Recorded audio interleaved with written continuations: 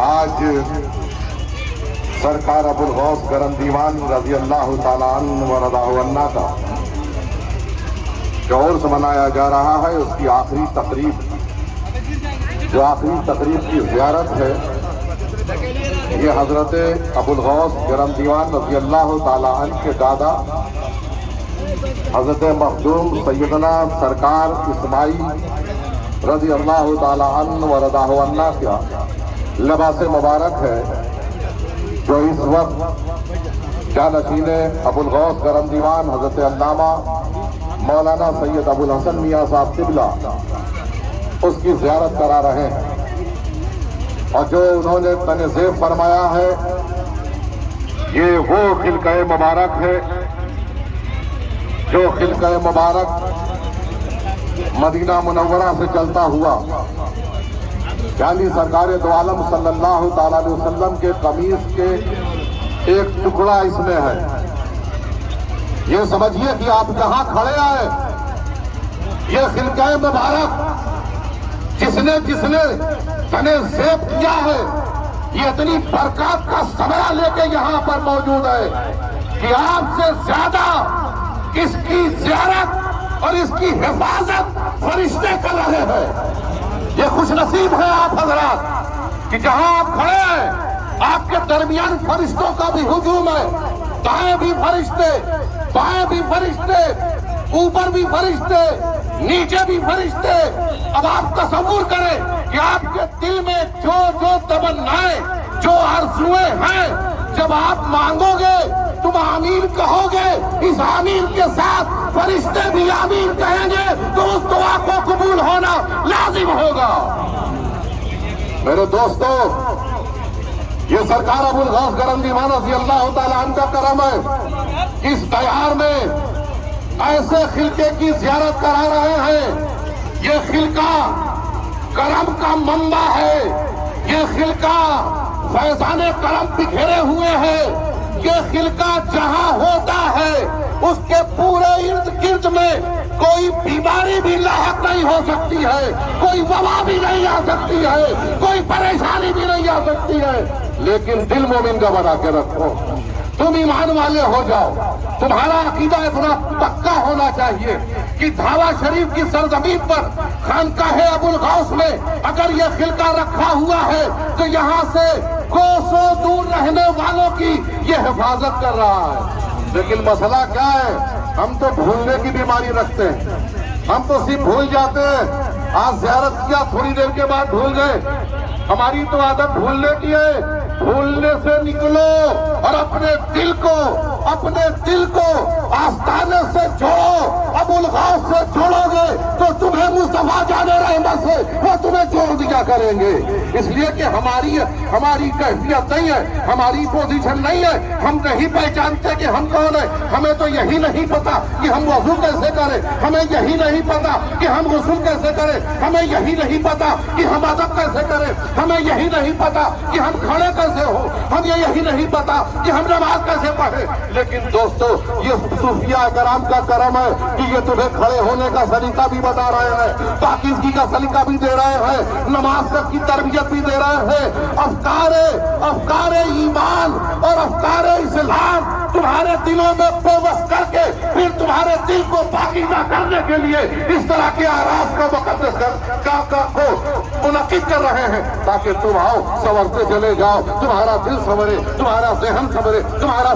تمہاری فکر سنورے۔ آج آپ آنکھوں سے آپ دیکھیں، نصیبہ دیکھیں، کیسے عظیم خلقہ آپ کے سامنے ہے۔ اس کی شعائیں، اس کا کرم یہاں جانشین ابو الغوث پہنے ہوئے ہیں، لیکن اس کی شعائیں پورے علاقے میں پھیل رہی ہیں۔ دوستو جن لوگوں نے زیارت کی ہے وہ تھوڑا سا دور ہٹ جائے تاکہ پھر بعد میں وہ دعا میں شامل ہوں، دوسرے قریب آتے چلے جائیں۔ یہ حضرت مختوم اسماعیل رضی اللہ تعالیٰ عنہ کا لباس مبارک ہے، جس میں یہ پھول ہے، جسے یہ اس وقت وہ لباس مبارک ہے جسے یہاں کی زبان میں گدڑی کہتے ہیں۔ یہ مگر گدڑی نہیں ہے دوستو، یہ تو صوفیاء کی زبان ہے۔ یہ ہمارے لیے تو لال ہے، لال۔ یہ ہمارے لیے تو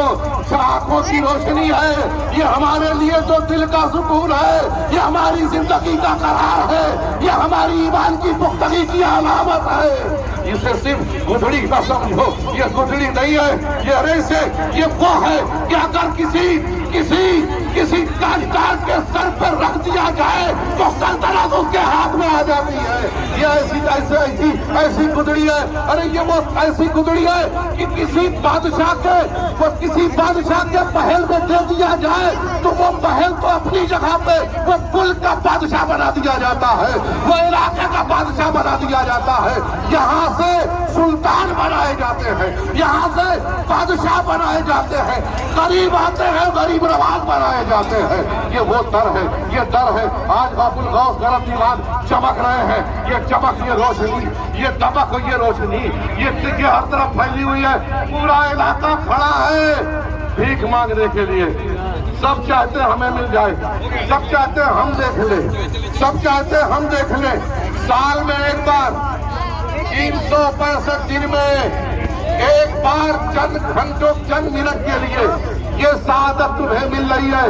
اس لیے تم بڑے ادب سے، باادب بانصیب، بے ادب بے نصیب، اگر تم نے اپنی آنکھوں سے نہیں دیکھا کوئی بات نہیں، دل کی آنکھوں سے تم دیکھ لو۔ جہاں کھڑے رہو گردن جھکا کر یہ تصور کرو کہ اس وقت جو جانشین ابو الغوث نے جو خلقہ پہنا ہے یہ رسول اعظم کے فیضان کا ایک آدم نظر آ رہا ہے۔ میرے دوستو یہ کرم احسان ہے ابو الغوث کا، احسان ہے ابو الغوث کا، کرم ہے ابو الغوث کا، فیض ہے ابو الغوث کا، دین ہے ابو الغوث کی کہ انہوں نے آپ کے اس علاقے میں ایسا فیضان دے دیا ہے، ایسا کرم دے دیا ہے کہ تم بھٹکنا چاہو تو بھٹک نہیں سکتے ہو، تم بگڑنا چاہو تو بگڑ نہیں سکتے ہو۔ تمہیں انہوں نے اپنے چشتیت اور قادریت کے پٹے میں ایسا باندھ لیا ہے کہ تمہارے ایمان پر اور تمہارے عقیدے پہ کوئی ڈاکہ نہیں ڈال سکتا ہے۔ ہاتھ اٹھا دعا کے لیے، اللہم صلی علی سیدنا و مولانا محمد وعلی آل سیدنا و مولانا محمد مبارک وسلم، صلاۃ و سلام علیک یا رسول اللہ یا حبیب اللہ، ربنا آتنا فی الدنیا حسنہ وفی الآخرۃ حسنہ وقنا عذاب النار۔ وقنا عذاب الحشر وقنا عذاب النشر وقنا عذاب الدین وقنا عذاب الدارین اللہم طہر قلبی بنور معرفتی کا یا اللہ ہو یا اللہ ہو یا اللہ خدا بندہ قریبا دار سازا بندہ نوازا کرم فرمانے والا ہے مولا کرم فرما دے مالک و مولا تیرے محبوب کے اس لباس کے صدقے میں ہم سب کے لباس کو پاکیزہ کر دے میرے بڑے مولا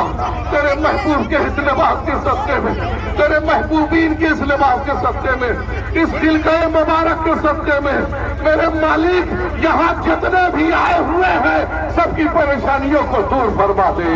میرے مالک کوئی دل کے تڑپ کو لے کر آیا ہوا ہے کسی کے دل میں درد ہے کسی کے ذہن میں درد ہے کسی کے گھر میں پریشانی ہے کوئی رزق تلاش کر رہا ہے کوئی نوکری تلاش کر رہا ہے کسی کے باپ بیمار ہے کسی کی باپ بیمار ہے کوئی ہاسپٹل میں ہے کوئی قید خانے میں ہے کوئی تعلیم حاصل کر رہا ہے مالک و مولا یہ تو میں لسٹ گن رہا ہوں لیکن مولا آج ابو الغوث کا عرس ہے آج گاگر کا دن ہے آج فیضان کرم جھوم جھوم کے برس رہا ہے میرے مولا آج سرکار دو عالم صلی اللہ تعالی علیہ وآلہ وسلم کے فیضان کرم سے مالک و مولا ہماری ان تمام مرادوں کو پورا فرما دے مالک و مولا جانشین ابو الغوث کے علم میں عمر میں برکت عطا فرما دشمنوں کے دشمنی سے شریوں کے شر سے اس خانقاہ کے جانشین کو اس خانقاہ کے تمام پر تبرکات کے فیضان کرم سے ہم سب کو محفوظ فرما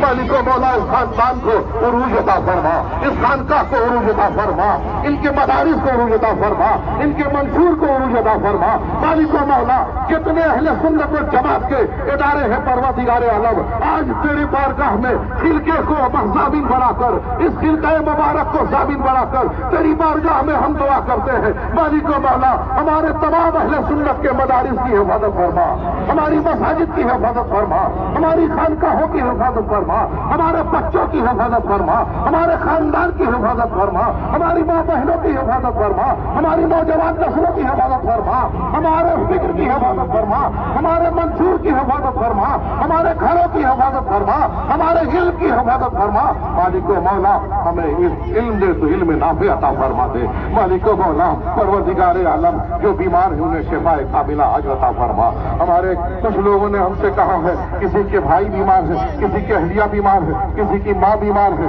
کسی کے گھر میں کوئی بیمار ہے جن لوگوں نے مجھ سے کہا ہے مالک و مولا تو سب کے دلوں کو جانتا ہے سب کی آوازوں کو جانتا ہے میں کس کا نام لوں مالک و مولا جن لوگوں نے جو تمنائیں جو آرزوئیں جو آپ کے بارگاہ میں لے کر آئے ہیں پروردگار عالم اسے قبول فرما دے میری والدہ کو صحت کاملہ عطا فرما دے میری والدہ کو صحت کاملہ عطا فرما میرے گھر کے تمام بھائی بہنیں بھانجے بھتیجے بھائی بڑے باپ سب کو مالک و مولا اپنے فضل کرم سے عمر دراز عطا فرما حفاظت عطا فرما انگلینڈ میں مالک و مولا سردار ابو الغوث کا جو خانوادہ بسا ہوا ہے سب پر اور سب چاہنے والوں پر سب مانگنے والوں کو عطا کر دے سب کی سلامتی ہو سب کی خیر ہو سب کی خیر ہو سب کی خیر ہو تجھے فضل کرتے نہیں لگتی بار نہ مایوس ہو تجھ سے امیدوار ان اللہ ملائکتہ یصلون علی النبی یا ایھا الذین آمنوا صلوا علیہ وسلموا تسلیما اللہم صل علی سیدنا مولانا محمد وعلی آل سیدنا مولانا محمد مبارک وسلم صلاۃ و سلام علیک یا رسول اللہ سرکار دو روز سے مسلسل سب کے لیے بھیک مانگ رہا ہوں اس بھیک کا ایک ٹکڑا میرے دامن میں عطا فرما دے کرم فرما رحم فرما ان اللہ تجھے فضل کرتے نہیں لگتی بار نہ مایوس ہو تجھ سے امیدوار وصلی اللہ تعالی علی خیر خلقہ محمد وآلہ وصحبہ اجمعین برحمتک یا ارحم الراحمین اللہ اللہ الا اللہ الا اللہ الا اللہ الا اللہ الا اللہ الا اللہ الا اللہ الا اللہ الا اللہ الا اللہ الا اللہ الا اللہ جو لوگ جہاں کھڑے ہیں اپنی جگہ پہ کھڑے ہوئے کوئی کہیں سے ہلے گا نہیں بات اب دیکھیے سب کاغذ لے کے جا رہے ہیں آپ کے ہلنے سے ایک قطرہ بھی گرا تو ذمہ دار آپ ہوں یہ ادب کا مقام ہے ہاتھ باندھ لیجئے ایک دم ادب سے کھڑے رہیے جب تک کہ حضرات خانوادے کے اندر نہ چلے جائیں اس وقت تک آپ کوئی چوکھٹ تک نہ آئیے گا